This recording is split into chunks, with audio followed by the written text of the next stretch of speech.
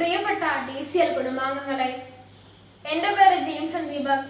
ഞാൻ കാണകെട്ടി Achamma memorial higher secondary school വിദ്യാർത്ഥിയാണ്. 3/7/2026 കൊച്ചേട്ടൻ്റെ കത്ത്.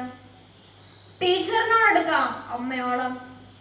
മനസ്സു നിറയെ മറ്റുള്ളവർക്കായി പകർന്നു നൽകാൻ സ്നേഹം മാത്രം നിറച്ച് യാത്ര തുടങ്ങിയതായിരുന്നു സിസ്റ്റർ ഹേസ്ലറ്റ് SD എന്ന അധ്യാപികയായി വിരമിച്ച സന്യാസിനി.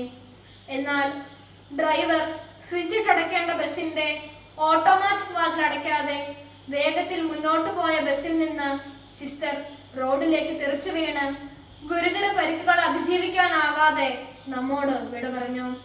കോതമംഗലം കോഴിപ്പള്ളിയിൽ വെച്ചുണ്ടായ അപകടത്തിലാണ് ഇക്കഴിഞ്ഞ വർഷം ഊന്നകൽ ലിറ്റിൽ ഫ്ലവർ ഹൈസ്കൂളിൽ നിന്ന് വിരമിച്ച് നിരവധി മേഖലകളിൽ സജീവ ശുശ്രൂഷ ചെയ്തു വന്ന നല്ല അധ്യാപികയായ സിസ്റ്ററിന് ഇന്നലെ ജീവൻ നഷ്ടമായത്. കാഞ്ഞിരപ്പള്ളി സെന്റ് മേരീസ് ഗേൾസ് ഹൈസ്കൂളിലെ അധ്യാപക സമൂഹത്തിന്റെ പ്രസരിപ്പായിരുന്നു ഏവർക്കും പ്രിയങ്കരിയായിരുന്ന സ്വപ്ന രാജേഷ് ടീച്ചർ.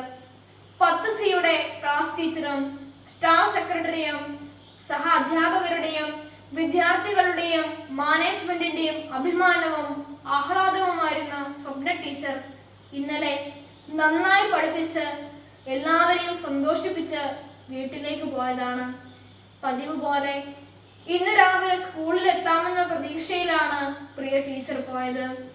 എന്നാൽ വീട്ടിൽ വെച്ച് പെട്ടെന്ന് ഹൃദയാഘാതം ഉണ്ടാവുകയും ജീവൻ നഷ്ടമാവുകയുമാണ് ഉണ്ടായത്.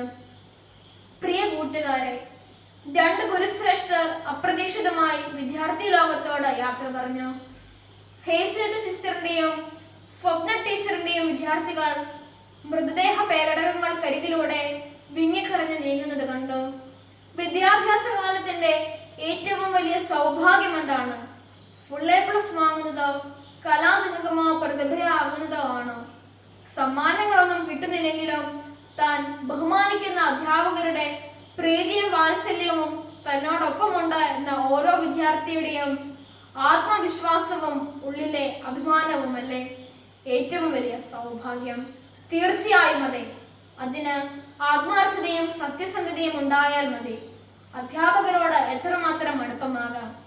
അമ്മയോളം അച്ഛനോളം എന്നേ ഉത്തരമുള്ളൂ. നമ്മുടെ ഭാരതീയ ദർശനത്തിൽ മാതാവും പിതാവും ഗുരുവും ദൈവതുല്യരാണ്. ഗുരുദേവോ ഭവ എന്നു തന്നെയാണ് നമ്മുടെ പ്രമാണം. ദൈവതുല്യമാണ് ഗുരുസ്ഥാനം.